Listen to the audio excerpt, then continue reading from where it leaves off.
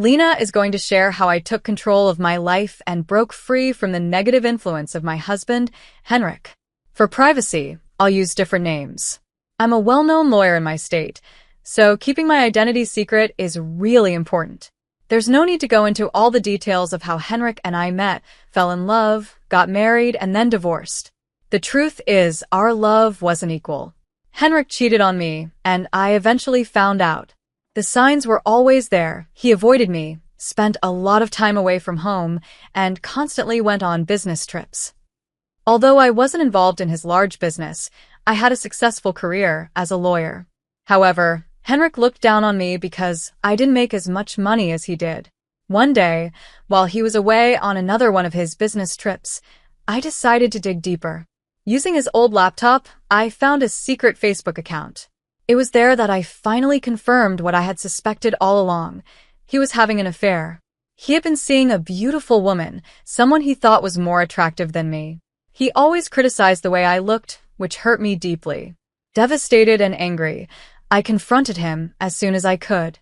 "Henrik, are you cheating on me?" "I have proof," I said, trying to keep my voice steady. He didn't deny it. Instead, he coldly replied, "Lena, you're just not that interesting anymore. You're always too busy with your pointless cases. And besides, you're not exactly a model, are you?" I was shocked and hurt. "What are you talking about, Henrik?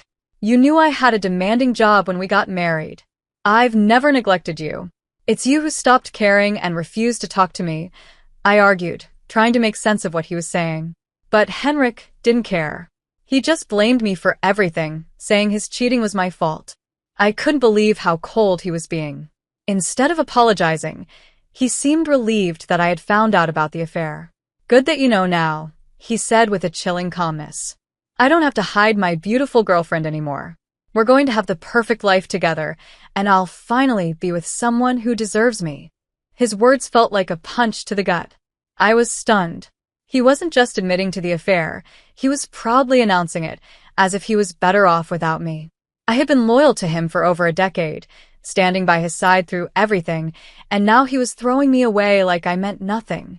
Tears filled my eyes as I asked, "How could you say that, Henrik?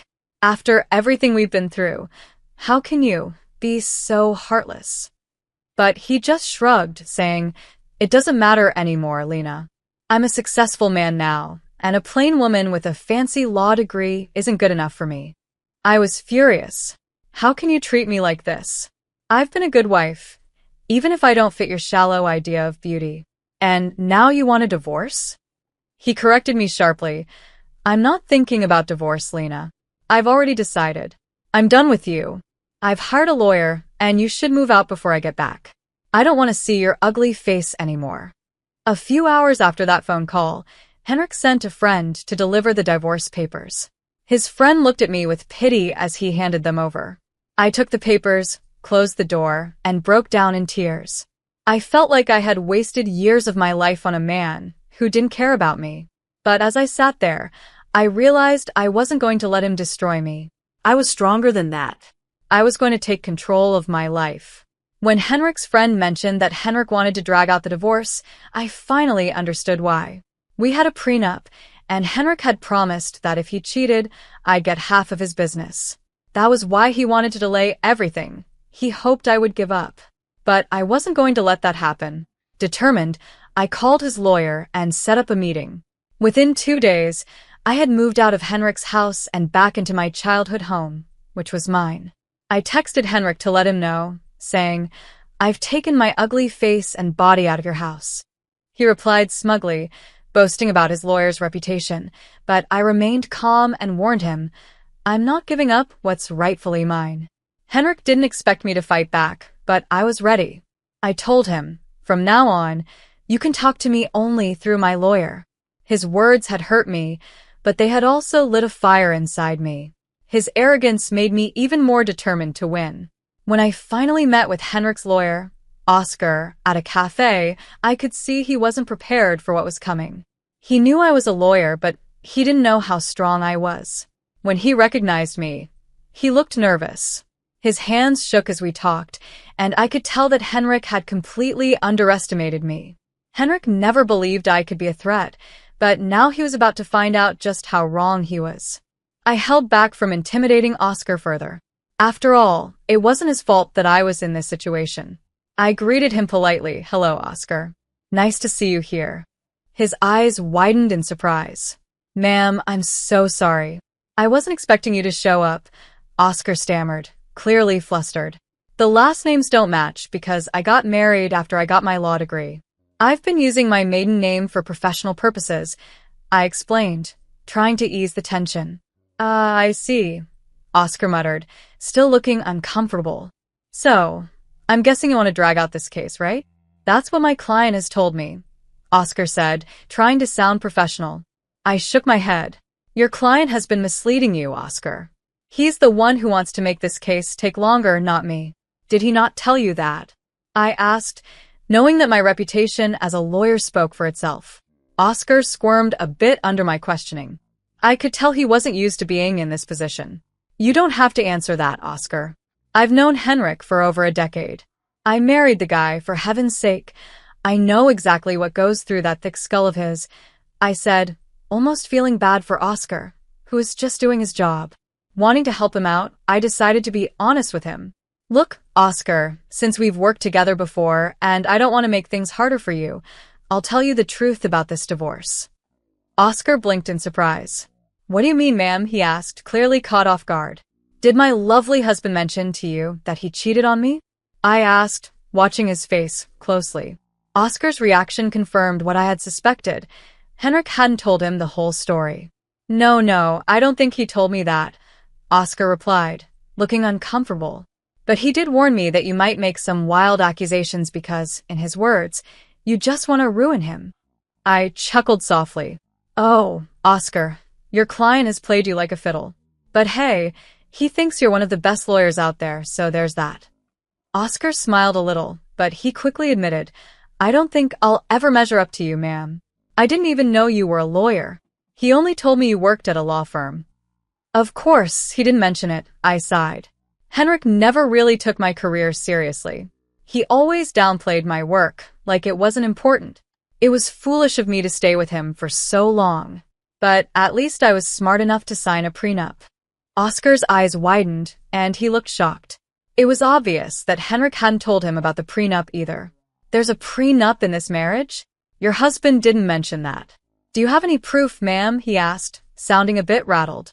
"Oh, I have plenty of proof," I said calmly. "I brought the papers with me, actually." I had a feeling Henrik would try to wiggle out of the consequences of his actions, but I wasn't about to let that happen. Oscar looked even more nervous. "I'd like to see those papers, ma'am. And if you have proof of his affair, I'll need to see that as well." I smiled slightly. "Don't worry, Oscar, I brought everything with me. Messages, pictures, documents, you name it. It's all right here." I casually handed him the evidence from my bag, knowing that once he saw it all, there was no way this case would drag on. Oscar studied the documents carefully, his expression growing more defeated by the minute. After going through everything, he looked up at me with a resigned expression. "I can see you have solid proof of everything, ma'am." "I had no idea about all of this," he admitted. "I figured that out," I said, feeling a bit sorry for him. "I know how hard it is to deal with unreliable clients, especially when the other side has a strong case." "You're right about that, ma'am," Oscar said, sounding weary. "I think I need to have a serious conversation with my client before moving forward. Someone will contact you soon, but I can't say it'll be me." I knew what Oscar was hinting at, but I didn't press him. I thanked him for his time, gathered my things, and left the cafe. As I walked out, I felt a renewed sense of determination. All the sadness I had been feeling was gone, replaced by a burning drive to make sure Henrik paid for what he had done. There was no way out for him now. The very next day, Henrik called me, despite telling me not to contact him directly. I wasn't surprised. I knew he would panic once he realized the mess he was in. When I answered the call, I could hear the anger in his voice. "What the hell did you say to my lawyer, Lena?" he demanded. I couldn't help but smirk. Well, look who's calling after telling me to stay away." "So, what happened with your lawyer, Henrik?" "Stop playing games, Lena. Tell me what you said to him that made him quit," he shouted. Oh, your lawyer quit? That's too bad, I said sarcastically. I guess you should have been more honest about your situation, Henrik. Henrik was furious and lashed out, saying, "You don't know what you're talking about. You're a nobody, Lena. There's no way I'm letting you take my family business from me." "Oh, I'd love to see you try, Henrik," I replied calmly. "Go ahead and hire the best lawyer you can find. Just wait and watch. I'll destroy you in court. You'll be begging me for mercy." Henrik scoffed. "You think you can beat me? I'll make sure you lose everything." His voice was full of anger, but I wasn't fazed. "Good luck with that, Henrik. But here's a tip from a lawyer. Make sure you tell your new lawyer about your affair and the prenup," I said with a smile. Henrik was stunned and hung up on me without another word. I chuckled to myself. He was in deep trouble and didn't even realize it yet. He thought he could go around town trying to find a lawyer who would help him, but I knew better. I had a strong reputation, and any lawyer smart enough would steer clear of Henrik once they saw the mess he had gotten himself into. He said he'd make me beg for mercy, but I knew it was only a matter of time before he'd be the one begging me. I was right. Not long after, one morning while I was getting ready for work, there was a knock at my door. It was early, and I wasn't expecting anyone. When I opened the door, there he was, my soon-to-be ex-husband, Henrik, looking miserable and exhausted. I invited him in, not wanting to cause a scene outside my home. As soon as he stepped inside, I said, "Make it quick, Henrik. I don't have time to waste on you. I don't even know why you're here. We were supposed to be communicating through lawyers." Henrik sighed and looked at the floor. "Yeah, about that. I haven't found a good divorce lawyer yet," he muttered.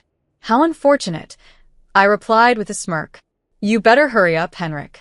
I hear your Lovisa is eager to marry you." "I'm not worried about her anymore," he said, his voice low. "Lena, we need to talk. You've been sabotaging my chances of getting a lawyer. That's not fair." I burst out laughing. "Oh, Henrik, you really think this is my fault? You're the one who's sabotaging yourself. You've lied to your lawyers about the affair and the prenup. Do you think any lawyer wants to represent someone like you? You're unreliable, and besides, my name alone is enough to make people walk away. You may think I'm useless, but I have a good reputation in this profession." Henrik sighed again. "I know that now, Lena. I've even tried being honest with the lawyers, but none of them want to take my case." "Well, that's what happens when you try to fight an ironclad prenup, Henrik. You should have thought your affair through, but it's too late now. No decent lawyer is going to help you, and you're going to end up giving me half of your business." The look on Henrik's face said it all. He didn't want to lose his business, and he had been hoping to drag the divorce out long enough that I'd give up and walk away without taking what I was owed. But now he realized no one was going to side with him. Seeing he had no other options left, Henrik did the only thing he thought he could. He started to cry. "Lena, you know how much this business means to me. Please don't take it from me. You can have everything else, just don't ask for the business."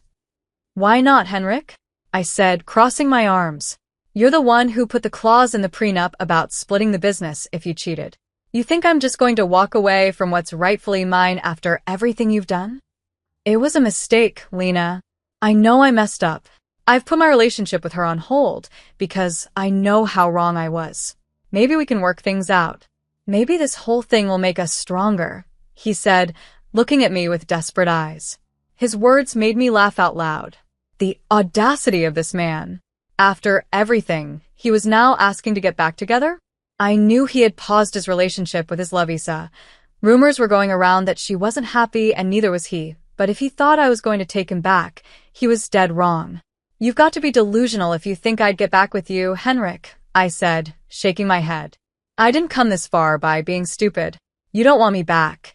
You just don't want to lose your business. Lena, we were happy once. Let's put this behind us and restart our marriage." "I'll cut off my Lovisa, I promise," he pleaded. "There's no need for that, Henrik. Believe me, she'll be gone the moment she finds out you're not going to be as rich as she thought after this divorce. As for me, this is my chance to finally walk away from this joke of a marriage." Henrik's face fell as he realized there was no convincing me. I had made my decision, and there was no going back. He had betrayed me, and now he was going to face the consequences. I have to thank you, Henrik, for showing me your true self before we ever had kids. Now you're going to face the consequences of your actions. You'll reap what you've sown. With that, I was done. I didn't say another word while Henrik continued begging and pleading for me not to take his business. It was pathetic, really, but his desperation didn't move me at all. Instead, it reminded me of all the nights I cried myself to sleep because of his betrayal. Seeing him in such a vulnerable position gave me a deep sense of satisfaction, like my revenge was finally complete. Now, I just needed a clean break, so I could start over fresh. Karma hit Henrik hard and fast. For weeks, he tried everything to get me to come back. He begged, he promised, but I didn't care. I wasn't interested in his drama anymore. I was done. Since he had already filed for divorce, I hired someone from my firm to represent me. I'm not a divorce lawyer, and besides, I wanted as little contact with Henrik as possible. After a month of trying to change my mind, Henrik had no choice but to get a lawyer and agree to a clean break. He knew that if I took him to court, he would only embarrass himself and waste money on court-appointed lawyers. So, he gave up and asked for a mutual split. Thanks to the prenup, the divorce was straightforward for me. I had more than enough proof of his cheating, and as per the prenup, Henrik was required to give me half of his business. Of course, he wasn't happy about it, but there was no way out for him. He had to sign over half of his business to me. We offered him a chance to buy me out, but he didn't have the money. Now, you might wonder why a big business owner like Henrik didn't have any cash. Well, he had spent almost all of it on his Lovisa. And guess what? That same Lovisa wasn't taking his calls or texts anymore. She quickly figured out that Henrik wasn't going to be rich after the divorce. Now, no one wants to date her because everyone knows she's a gold digger. I guess what goes around really does come around. But the Lovisa was just the start of Henrik's problems. With half of his business gone, his income took a serious hit. He couldn't even afford to keep his big mansion, so he had to sell it. These days, he's renting a condo, a major downgrade from the lavish life he used to live. He did try to win me back, hoping that if we got back together, he'd regain full control of his business. But, of course, that's never going to happen. Now, he has two choices: keep things as they are or somehow save enough money to buy me out. Either way, his life will never be what it was. As for me, I'm doing great.